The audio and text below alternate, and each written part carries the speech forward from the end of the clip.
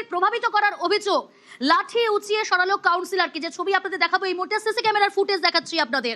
বর্ধমান দক্ষিণ, সেখানে ভোটারদের প্রভাবিত করার অভিযোগ, কাউন্সিলরের বিরুদ্ধে লাঠি উঁচিয়ে আধা সেনা সরালেন সেই কাউন্সিলরকে। যে ছবি দেখছেন এই মুহূর্তে,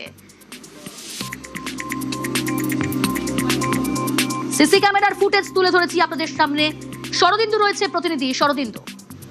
দেখো, একেবারে রাস্তার উপর বসেছিলেন বর্ধমান পৌরসভার তৃণমূলী কাউন্সিলর, 21 নম্বর ওয়ার্ডের কাউন্সিলর শ্যামাপ্রসাদ বন্দ্যোপাধ্যায়। বর্ধমান দক্ষিণ বিধানসভা কেন্দ্রের গুরপট্টি এলাকার ঘটনা, এবং তখনই সেখানে পুলিশ এবং কেন্দ্রীয় বাহিনী যায় এবং দেখা যাচ্ছে পরিষ্কার সিসিটিভি ফুটেজে যে ওই কাউন্সিলরকে লাঠির ঘা মারা হচ্ছে, এবারে লাঠি মেরে চেয়ারগুলিকে সরিয়ে দেওয়া হচ্ছে।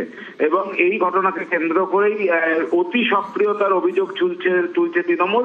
তাদের বক্তব্য যে বেশ কিছু দূরে, অন্তত 200 মিটার দূরে তারা বসেছিলেন, অথচ তাদের উপর এইভাবে অত্যাচার চালানো হলো। অন্যদিকে বিজেপির বক্তব্য যে তৃণমূলী কাউন্সিলর ওখানে দলবল নিয়ে ভোটারদের প্রভাবিত করছিলেন, সেই অভিযোগ পেয়েই ওখানে বাহিনী যায় এবং তারা এই ভিড় সরাতেই এই তাদেরকে সক্রিয় হতে হয়।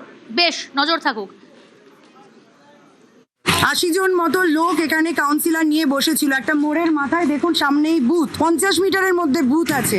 এখানে বসে সকাল থেকে এরা একবার করে পুলিশ আসছে, ওরা উঠে চলে যাচ্ছে। আর এখন হয়তো ভেবেছে কেউ আসবে না, আমাকে দেখেই সেই ভূত দেখার মতো আপনারা দেখলেন যে ছুটে ছুটে পালিয়ে গেল। কাউন্সিলরের বাড়ির মধ্যে ঢুকে বসে আছে, পুলিশ ফোর্স এসেছে, ও দরজা লাগিয়ে বসে আছে। এই ধরনের অগণতান্ত্রিক, অসাংবিধানিক যে অন্যায় অবিচার চলছে, কেন্দ্রীয় বাহিনী, নির্বাচন কমিশন এবং পুলিশকে দিয়ে যে তৃণমূল কংগ্রেসের নেতা কর্মীদের ওপর হামলা চালাচ্ছে, সকাল থেকে সাধারণ ভোটারদের ভীত সন্ত্রস্ত করছে, বাংলার ভোটকে লুট করার চেষ্টা করছে, আমি এর তীব্র নিন্দা করছি এবং প্রতিবাদ জানাচ্ছি। এবং বাংলার মানুষও আজকে তাদের গণতান্ত্রিক যে ভোটাধিকার, তার মধ্যে দিয়ে এর জবাব দেবে।